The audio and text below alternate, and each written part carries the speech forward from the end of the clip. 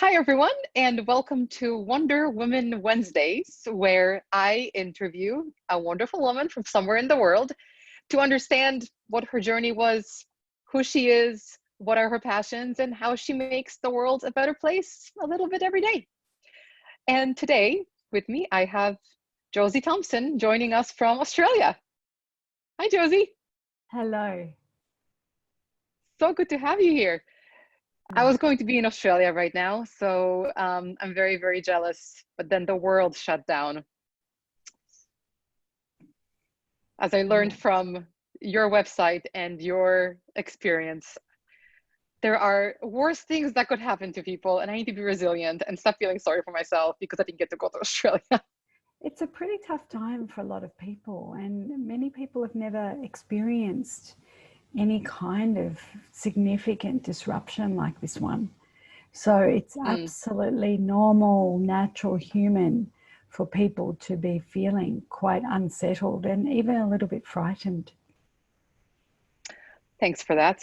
I actually had I've been trying to smile through everything that's happening because what else can you do? Like, honestly, I don't like the other stages of emotional unraveling. But yesterday I had a funny experience. I went to Costco for the first time in a few weeks, and normally we all have our things. One of my things is I love going to Costco. It's like my relaxation time. I love trying all the things. I love seeing all the different products and things. I don't know.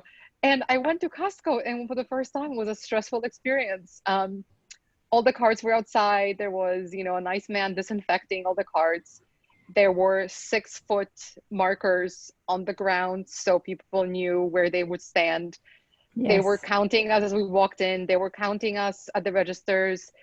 It was, honestly, it was the first time I felt, what the hell is happening? And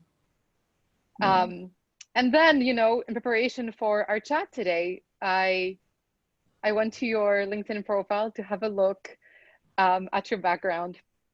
And like you said, it's okay to be afraid, but honestly, I'm a bit intimidated and a bit nervous and very much inspired to talk to you today because you've been through some tough stuff and you've come out the other side smiling and inspiring other people.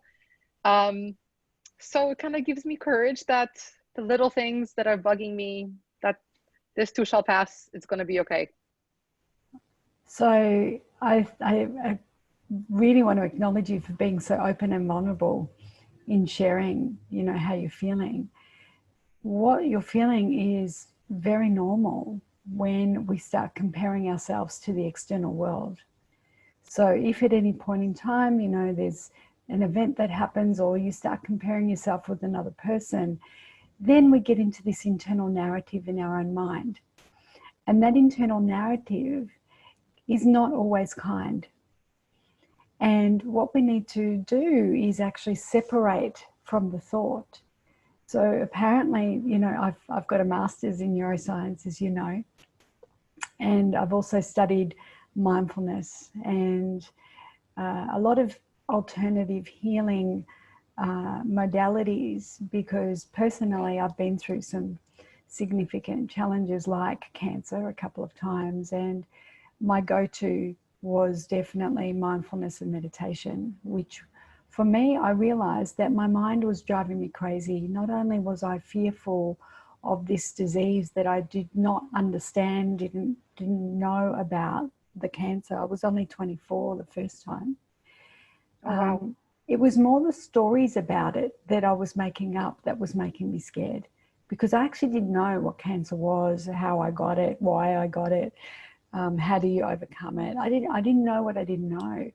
It's the fear of the unknown that creates anxiety for us. And it's not the brain itself, it's the thoughts that we have about whatever's going on.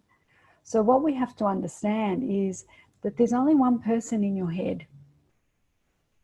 And why would you want to live? Yeah, well, there is generally, right? There's one person, there's many voices, but there's one person, right? And why would you want to live in a horror story? And that's what we do sometimes. We put ourselves into this horror story, and we don't realize that we're the person conducting the show. And it's only when we start to awaken, when we start to come out of a sense of automaticity, where our brain gets into patterns of thoughts and behaviors through our habit center that we've acquired through our life. So we've been raised a certain way, we've been raised in a certain country, we've been raised in a certain culture, and there's certain rules that we learn about life. Then we go out into the world and we learn that these rules don't apply everywhere, and there are experiences that we're not quite prepared for. So then our brain, in a desperate desire to create safety and certainty, goes and constructs all these stories, some of them that freak you out and say, look, see, you're not good enough. See, you don't know that. See, you can't do that. See. And it's not kind. And we just need to pause. We need to pause on the narrative and say, well, that's just a thought and it's not the whole story, right? And if we could just pause between the breath and embrace the stillness and the silence in there, we can actually calm down, and we can actually step back and get a larger frame on our perspective. And when we can do that, we can start to realize that our initial assessment, our initial thoughts, were not entirely accurate. That sounds great, but it sounds really hard as well. It sounds like theory until you start to practice it. It sort of sounds, whoa, there's a lot of information. It sounds too hard. I've never done that before. Now, the thing is, different doesn't necessarily mean bad, right? So the world is different now. And our automatic thinking would be different, bad. Bad because I don't know it, it's not familiar, it's not predictable, it's completely disruptive. And, you know, look at what it's done for my life. So there's lots of reasons to attach to your assessment of your belief that what's going on in the world is bad. But that's only part of the story. You know, I look at it and I go, whoa, it's definitely disruptive. But it's what opportunity lies within the disruption, right? For me, my business is completely flatlined. All of my events have been cancelled. All of my keynotes have been cancelled. A lot of the coaching spend has been diverted to other more, you know, prioritized business investments. And it's like, okay, so I could be sitting here freaking out thinking, how am I going to pay my mortgage? Both of my children are now out of employment because their jobs have been removed at the moment. And for some reason, I'm feeling really calm. And the reason I'm feeling really calm is because there are things in our lives that we can't control, things out there that we cannot control. But there is something that you can control, and that is your internal state. And if you can control your internal state, which for me is about cultivating calm and inner peace, what that does is it allows me to have a clear mind. It allows me to have a calm mind. And when my calm mind is present, I'm able to attend to these challenges, to these adversities in a much more adaptive way. You know, that I can think really clearly. I don't buy into the drama. You know, do I get anxious or scared? Maybe for a moment, but not for very long, because I don't entertain those guests in my head. I acknowledge them. And once you acknowledge it, in other words, you label your emotions. So what happens is when there's something going on in your life around you and your brain perceives it as something scary or threatening, what happens is it locks into that story, right? It kind of freezes, and that's what's called brain lock. So it freezes into this narrative, this story that you're telling yourself. And then your body responds to that story, and you start to get the anxiety and the fear and whatever else. You're starting to feel the panic, right? And then that takes over everything. Your mind is not calm anymore. right? It's like Elvis has left the building and you were left in this state of, you know, almost feeling abandoned. And in a sense, you have abandoned your true self, because your true self is always still. Your true self actually has your back, knows the right thing to do, but you have to calm down to hear that voice. Mm. Because while you're listening to these other stories, that inner loving guide, that voice, is being spoken over. But when you trust that inner voice, it says, you know what, just calm down, because right now, in this moment, right here, you're okay. And like that takes a lot of discipline, because we kind of go, well, how can I say I'm okay when this is happening in the world and this has just happened to my son and this is going on over there and I can't pay my mortgage, you know? But actually, that's all story. At the same time that all those thoughts are happening, there is this reality as well, that right now, in this moment, I'm okay. You know, and when I'm okay, I can think a lot more calmly. And when I can think calmly, I can see other possibilities open up for me. So I look at this and say, what is this inviting me to learn, right? I'm learning to reprioritize what's important to me. I'm learning to become a lot more self-sufficient and growing my own garden, right? I grew up in a big Italian family, and my father grew all of our vegetables and a lot of our fruit, and he still does that today, and he's nearly 80, right? And I have not done that, and it's like, why haven't I done that? Well, now I am, you know. And I guess the other thing that it's having me do is get creative with my work. It's getting me to think about what are all the things that I've really always wanted to do but never had the time to do it, right? Things that, how do I really want to serve people? I know as a coach, we do amazing work to enable and support and resource people. Well, now it's time to think about how can we enable, support and resource ourselves to be of greater service to humanity. And so for me, I sat down one day, I was in one of my meditations, and I said, okay, God, what's this all about? What do you want me to do? How am I meant to respond to this? And this quiet voice said, remember who you are. And I was like, what does that mean? And then I just got quiet, and it was like, well, you've been studying mindfulness for about a decade. You've been meditating for 20 years. You can see the effect that it's had on your life and how you've improved your immunity. You've got through cancer, twice. You've got through some pretty difficult relationship breakdowns. You've got through deaths and grievings and all sorts of things. Why don't you teach that to other people? Why don't you share that gift with other people? And I'm like, oh, I never thought about that because I was too busy coaching and presenting on resilience and all this other stuff. And I thought, well, right now is the time to just share it. So I'm giving it away. You know, for the month of April, Awesome. I'm just twice a day. I do 2 sessions, one in the middle of the day and one in the evening. And it's open to everyone and anyone. And I'm trying to cultivate this practice so that people can stay calm. I'll make sure to share that in the notes of this video and the screen, Okay. so we can send some people your way. Yeah. You know, as you're talking, it's great to hear that yes, there is light in the tunnel. Just calming yourself sounds like a wonderful thing to do. And you know, I'm looking at myself right now and where I'm in the world in my life, and I can do that. It's a good reminder. Just count to 10 and take a breath, Magda. But you know, I'm also thinking back to about 10 years ago where I was in a very bad situation where there was a person in my life who can't even verbalize yet how horrible he So was to Magda, me. put But your hand on your heart. Do me a favor, put your hand on your heart. Just take a breath, mhm. right? Take another breath. And now leave your hand there and now start talking.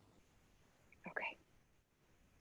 So thinking back to the situation that I was in and how terrible this person was to me, and every day would tell me that I'm worthless, that nobody ever would want me, that I Mm. should feel lucky with what I have, you believe that after a while. And Mm. I know that a lot of women end up in situations like that. And Mm. thank goodness mine is over for a long time, but it Mm. still gives me this sort of anxiety. I mean, this has long lasting effect. So, Yes. this, I keep going back to this because I Mm. can't help but feel for people who are in situations that are much harder than mine, Yes. who are, taking a deep breath. It's sure, but Mm. I can't think of, me 10 years ago being able to do that. I was too scared. No. I thought too Yeah. low of myself. It wasn't Mm. going to happen. And now Mm. I can't even imagine if I was stuck at home with this person. I can't imagine. I acknowledge you for two things now. One, for keeping your hand on your chest. Did you notice how you could talk without the emotion? So what that It's does, right? That's something. grounding. Yeah, it's very grounding. What happens when you put your hand on your heart space? It creates what's called coherence. So when I did my master's in neuroscience, we learned a lot about, mainly the brain, but the way all our systems are interconnected. And we have 144,000 energy, streams in our bodies, and most of it is in our hand. There's a lot of vibration and healing in our hands. So when you put your hand on your heart, it's like your heart, your organ goes, oh, she's here for me. She's protecting me. She's nurturing me. She's here. I can feel her support. So I the like that. important thing, yeah, when you're feeling anxious, attend to yourself. Don't wait for someone else to come and rescue you. You can do this yourself. And for heavy duty, put the other one on top as well, right? And that feels even more supported, right? Can you feel that? And just breathe into that. How beautiful is that? So we as coaches can help our clients to talk about some really tough stuff, but by just showing them this little small technique. And what you notice when you put your hand there, your breathing starts to settle down, right? So your anxiety starts to settle down. Mm. The other thing I want to say is that for you to have left that relationship took a lot of courage. You must have been very, very frightened, right? I've met a lot of people in very similar situations. And just yesterday, I interviewed a woman for my podcast who was in a very toxic relationship, probably very similar to yours. And it had a debilitating effect on her sense of self esteem, her sense of self. She lost herself completely. And she was a shell of a person and was frightened of this man who even threw things at her. It was pretty scary stuff. Now, the thing is, we can't go back and undo any of that experience. And in a way, when you look back on that time, Magda, you need to also appreciate the incredible strength that you now have, the incredible resilience that you now have, the incredible wisdom that you now have, that you would not have learned if you had not walked that path, right? When you talk to other women or other people who are in similar situations, because you have walked that path, because you have been there yourself, you now have an extraordinary gift of empathy and compassion because you know what they're going through and you also know what it's going to take to make a change, right? So you are the most incredible blessing for people in those situations because you've walked that path. Because they will look at you, they'll hear your story. They won't see, oh my God, she was so weak. How could that happen to her? They'll see, oh my God, she did it. Maybe I can do it too. Right? And that's what you are now. You are a beacon of light for people going through toxic relationships and want to find their freedom again. And for me, with the cancer, the same. There's a lot of people when they find out, someone close to them has been diagnosed or they've now got cancer, a lot of people reach out to me and they say, Josie, how did you do it? And it's our gift, it's our responsibility to share that wisdom as broadly as we can. And this thing called meditation or mindfulness, it looks like you're doing nothing. You know, it looks like, how can that possibly heal me or solve my problems or help me right now? Actually, I didn't understand at all until I needed it. And what I realized, that just 20 minutes of meditation per day boosts your immunity better than anything else. And it settles your anxiety and your fear and allows for healing to occur. And the other thing that it does is it creates a space between those thoughts that keep you trapped in your history. So did those things happen to you, Magda? Yes, they did. But the only reason you're reliving them is because you're still thinking about them. Yeah. You haven't really released it. Now, releasing it doesn't mean you forget it. You will never forget it, right? Never. You're not meant to, but you're meant to learn. You're meant to grow. And then you have a choice.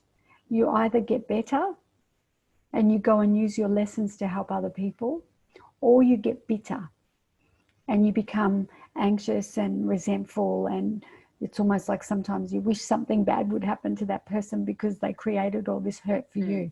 Now that keeps you tied to that person. Yeah.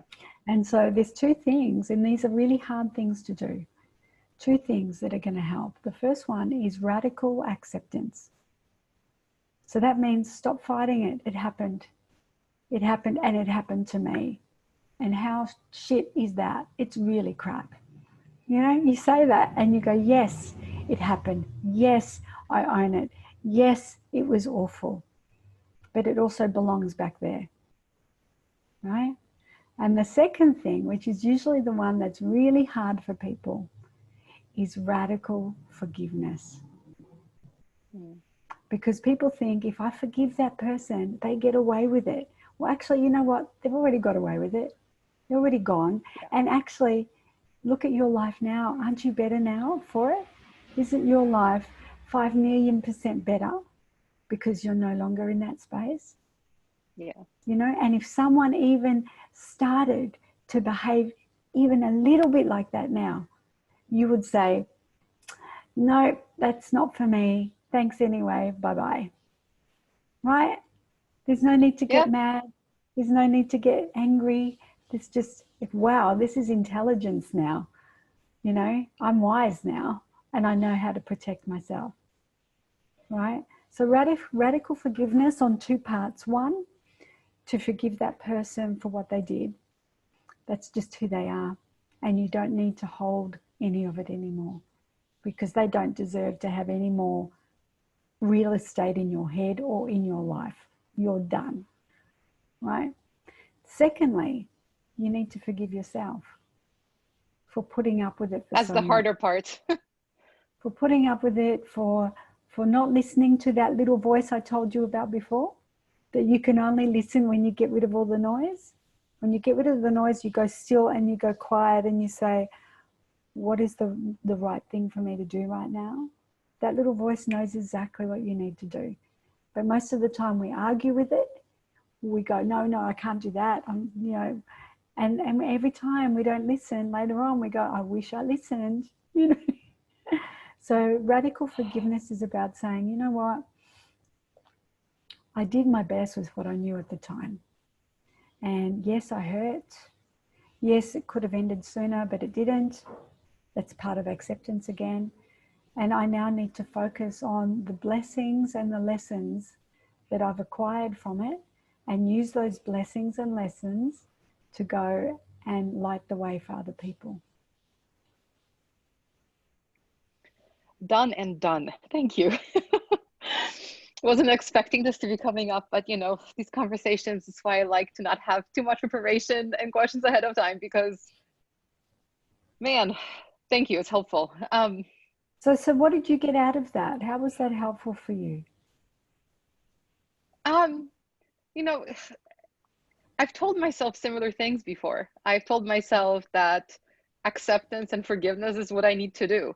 But as with many things in life, hearing someone else tell me that, and someone who has been through other tough things, and someone who knows what the heck they're talking about with authority, hearing you say that, all of a sudden it means something different. And it has more, I don't know, like it feels more okay. And yeah, it feels like it's okay. When So you decide that your life belongs to you, when you decide that you're in charge and you no longer wish to be controlled by anybody else or anybody else's behaviors or anybody else's choices, then you'll know you're ready to do it. But people get there when they're ready. You can't force someone to get there, because there is a grieving process that you must honor and respect. You know, and then one day you go, you know what, I've had enough of living with that misery. I don't need to carry this anymore. yeah. You know what? I release you from my life, you know, and I'm going to take charge now, and I'm going to live my life my way, and I'm going to let myself be happy, and I'm going to let myself do the things that make me feel good, and I'm going to help other people do this too.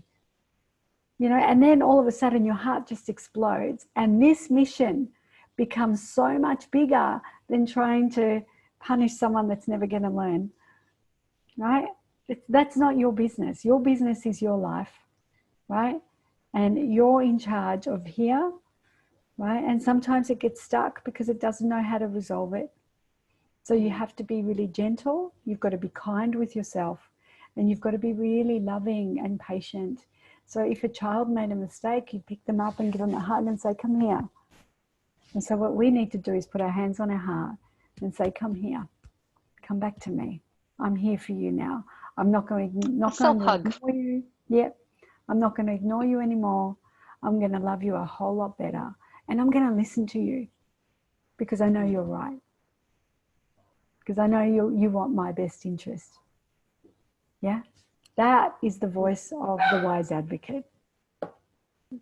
When did you realize that you were in control of your own life?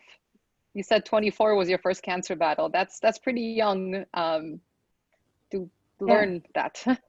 Well, that was when I realized I wasn't in control of my life, that I had allowed, you know, my parents and the priests and the nuns at school and all these elders that had been my role models for my life to be my teachers. And so I believed everything that was taught to me. But all of a sudden, here was this, I was raised a Catholic. Here was this good Catholic person with a disease that was going to kill her. And the God that I had been taught to know wouldn't do that. So it didn't make sense to me. I was like, well, if he loves us and looks after us, why did this happen to me? You know, like, I'm a good person. I've never really hurt anybody, and, you know. And for me, it was a wake-up call to ask, not just ask my own questions, but get my own answers. Don't just accept everybody else's wisdom and truths to be my truth. And so that set me off on a path of discovery and expanded self-awareness. It's like going from being unconscious and living off habits and programs that everybody else gave you to all of a sudden going, well, hang on a minute, this doesn't feel right for me. And whose rules are these anyway? And whose beliefs are these anyway? You know, they just don't feel right for me. And that's when you start your hero's journey. That's when you start your quest to go out into the world and to find your own way. And the important thing is, as you find your own way and you fight your battles and you learn some things, our mission is to share it with our tribe, to share it with the community, so that everyone is benefiting from that growth. But unfortunately, we learn our most significant lessons in fairly tough times. We don't learn in the good stuff. You know, change only happens when there's significant pressure. You know, and so I always say to clients, when they start to feel like really concerned and anxious about things, it's like I get really excited. I'm like, they go, why? And I go, because there's always a breakdown before there's a breakout. You know, there's a breakdown before there's this insight, right? And so when you get there and you go, something's got to change. Oh, it's me. Okay. And that's when we change. So with change, you either are forced to do it or you can choose it. It's better when we choose it, right? Mm. But change is something that the brain doesn't feel comfortable about because it opens up a whole new reality that's unfamiliar. And it's like, oh, if I stay here, at least it's familiar. It's not good for me and I don't really like it, but it's predictable and it's familiar. And then at one day you kind of go, yeah, but I don't really like it. So surely that can't be as bad as this, right? And then that's what you did. You took that whole leap of faith, and it didn't happen overnight, right? There was some really tough time to get to where you are today, but congratulations, look at where you are today. Thank you. I'm in a pretty good spot. But, part of what I want, part of the reason of starting this Wonder Woman Wednesday series was to share the kinds of journeys that we all go through so people can relate to them or not relate to them, but just acknowledge that there are different paths to be taken. And, you've clearly had a very, very interesting path, and you're an inspiration and a joy to listen to right now.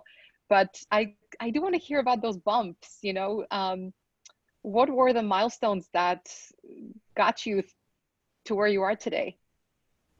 Well, the big ones was definitely cancer. So I've had the first one, I was 24 and I was actually given 6 months to live. So Oh, wow. that was back in 1991. And in those days, you hardly heard the word cancer. I didn't know anyone that had cancer in 1991, whereas now it's nearly 1 in 3. It's pretty scary. And a lot of that is because of our lifestyle, right?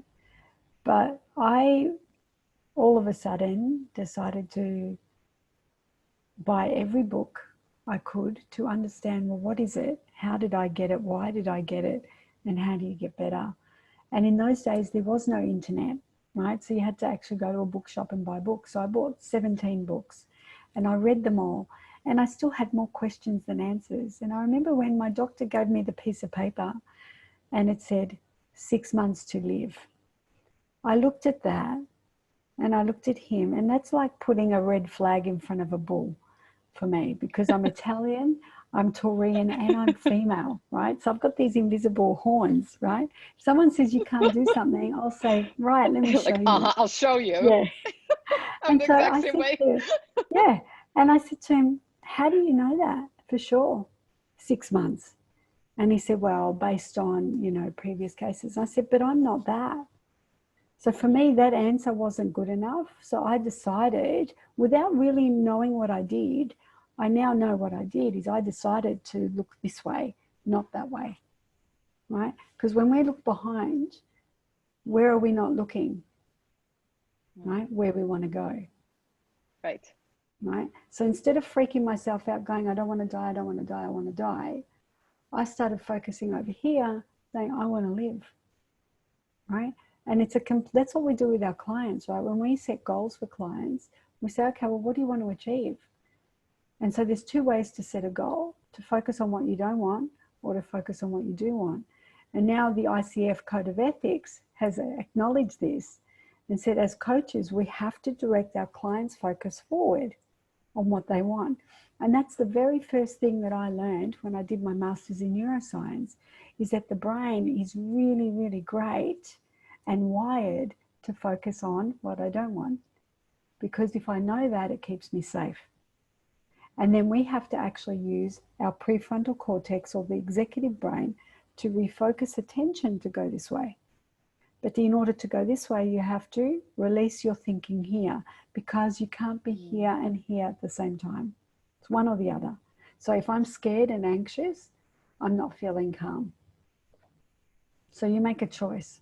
So it's not saying that doesn't exist. The important thing about building resilience is to say, I feel anxious. So you breathe into it and then you release it. You don't attach to it. You don't keep saying, I feel anxious, I feel anxious, I feel anxious, and keep reliving it moment to moment to moment. You acknowledge that I feel anxious right now. You accept it, you bring it in, and then you release the thought and say, right, where am I now? What do I want right now? So you don't deny any of this. This is real, right? You don't deny it. You don't suppress it, right? You don't say, go away, I don't want to feel you. You have to feel it. And eventually, the more you accept it, it starts to dissipate, starts to not have a hold on you anymore, because you've gone, okay, allow, release. What am I going to do now? So I can consciously focus forward. So I focused on, I wanted to live. So I bought every book about nutrition, healing, health, therapies, alternate options, and I did that. And I got well. And the doctor just didn't know what to say to me. And then in 2010, when I was in the middle of my studies, and I had 2 children, young children at that time, all of a sudden I started feeling tingling on my face and headaches I never had before. And I was divorced at this time, so single mother as well. And I went to see a neurosurgeon, and he said, you have a brain tumour. And all of a sudden, everything that I was studying became very real for me. I was studying everyone else's brain. And so now it was my turn. Had the surgery, and was I scared? Of course I was scared, because it was like, you could see that scar here, goes all the way to the back of my head. So they lifted it up, wow. took the tumor out, yeah. And but this time it wasn't just me I had to look after. I had 2 young children, so it was different. And I bought little puppies for my children in case I didn't survive. I didn't know if I was going to survive this surgery. So I thought, at least if I go, they'll have these little puppies to give them comfort, But I did survive, and I couldn't walk or talk for 6 months. But I knew all about something called neuroplasticity, which is one of the things that you learn when you study neuroscience, which is the principle that you can rewire your brain. And so I knew all the theory. So I knew if I could rehearse, even though my body couldn't respond to the instructions in my head, I could hear what I wanted to say. I could hear the signal to my body to help me go to the bathroom, but my body wasn't responding yet. I thought, if I keep practicing it, I know I can do it again. So every day, through my tears, through my anguish, through my anger, through my frustration, through my impatience, I would sit on the grass and I would meditate, and I would imagine step by step how my body could do what it used to do, and how I could talk clearly again without stuttering. Every day, rehearse. And then one day it started to happen. And it was like, and I remember when I went back to the doctor, because he said to me, you'll probably not walk or talk properly again. And I looked at him, and those corns came out again, right? And I couldn't say what I wanted to say, because I wanted to say, don't you know about neuroplasticity? I'll show you, I can do this, So anyway, my mum helped me home, and then the healing began. So really the biggest key is to get very intentional. First of all, number 1, take responsibility for your own life. Stop putting the responsibility of your happiness, your healing, yourself in somebody else's hands. You take responsibility, you do the research, you make your own decisions. Then you get intentional. So you get intentional about how you want to live and lead your life, and you commit to that. It's not a choice, you decide. And once you decide, you follow through. And every time you get it right, even if it's just a little bit, you go, yay, I did it, yay, I did it. You give yourself positive reinforcement, just like you would a little child or a dog when you're training it, so that you start to feel good, you start to build your confidence, you keep going, right? And then eventually you kind of get there and you go, right, what's next? So I say to people, if you think you can, or if you think you can't, you're right. So if you're thinking at the moment that you can't do something, you're telling the story, right? But maybe one day you'll say, well, hang on a minute, why not? well, what if I could? Geez, that's a scary thought, because I have to give this up in order to go here, right? But you know what? This isn't really making me happy. So why don't I give it a go? I won't know if I don't give it a go, right? So then go, okay, today I'm going to try this, and today I'm going to try this. Just something small to build your confidence, to build your faith, and to restore your trust in yourself, right? Lots of moments of this and lots of moments of calming your mind and committing to you, to live your best life. Because when you're living your best life, you're giving your best self to all of those people you say you care about. They don't want martyrs. They don't want people self-sacrificing. That's not what you want for them. So you have to walk your talk and lead by example. I saw a phrase that you used, I think it was on your LinkedIn, that is post-traumatic growth disorder, about reframing adversity and opportunities. And what a great opportunity right now we have. I mean, I'm not saying that everyone should go out and learn a new language. It's okay to be stressed about what is happening. This is all new to everybody, but at least try to reframe it, because you know, my parents, who are very hard-headed, as am I, it's where I get it from, there's a lot of things like, oh, we're just set in our ways. But, you know, the world shut down and they've changed their behaviors. They've changed things because they've had to. So they are able to change. And, you know, in their 60s, they're still, that neuroplasticity is there. They can learn new behaviors. So I think what you're talking about, to me, it's ringing true in terms of this is an opportunity for something small or something big, but it really is an opportunity. It's just how you look at it. Yes, and you know the saying, you can't teach an old dog new tricks. That's not true, as you've just realized, but it is true for those people who don't want to grow. So, Yeah. you know, you've heard about Dr. Carol Dweck's work with the growth mindset and the fixed mindset. If people are fixed, they're not going to grow. It's like sometimes people present to coaching and you go, they're not coachable. They like the idea of it, but they're not really willing to change or grow, you know. And so there comes a times where as coaches, we have to be honest with them and say, look, you know, in order to engage in coaching, it means shifting the way you're thinking and maybe ultimately shifting the way you're doing behaviors. Are you willing to do that? And, you know, if they're going to be honest, some people will say, no, I actually don't want to change. Well, then let's not waste time here. And we really need to look at ourselves and get really honest with ourselves. Like, are we willing to grow? And if we are, is it bitter or better? You know, we get to choose. Thank you, Josie. This has been amazing.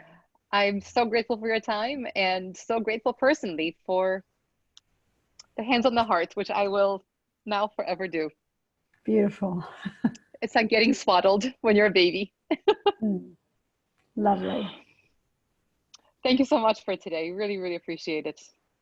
Very welcome. Thank you.